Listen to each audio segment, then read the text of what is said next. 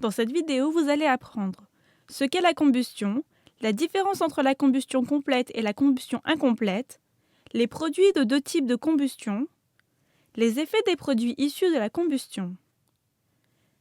La combustion est le fait de brûler, généralement dans l'air qui nous entoure ou l'oxygène.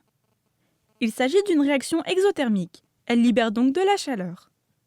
Un carburant stocke l'énergie potentielle pouvant être libérée sous forme de chaleur lorsqu'on le brûle.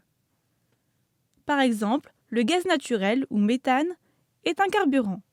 Il s'agit du gaz que nous brûlons pour cuire notre nourriture.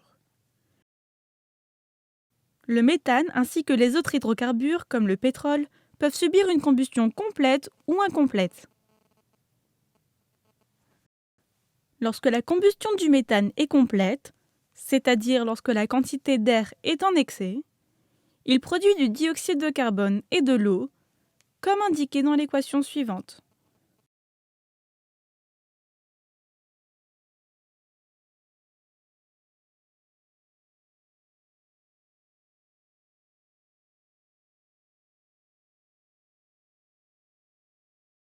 Lorsque la combustion du méthane est incomplète, c'est-à-dire lorsque la quantité d'air est limitée, il produit soit du monoxyde de carbone et de l'eau, soit du carbone et de l'eau, comme indiqué dans les équations suivantes.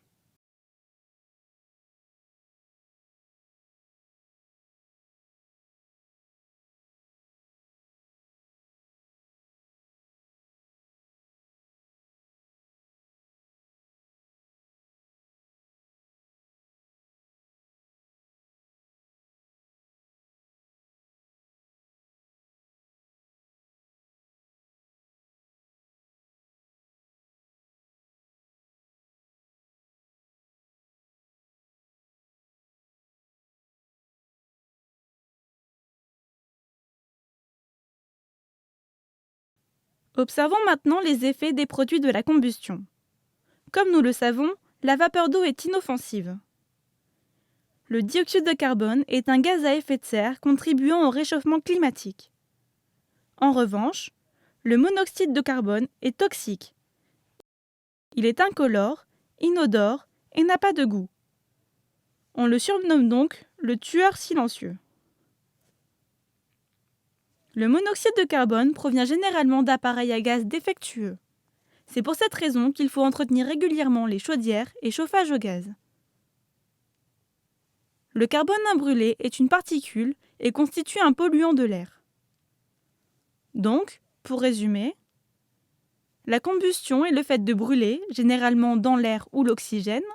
La combustion complète des hydrocarbures donne du dioxyde de carbone et de l'eau. La combustion incomplète donne soit du monoxyde de carbone et de l'eau, soit du carbone et de l'eau. Les produits issus de la combustion ont différentes conséquences.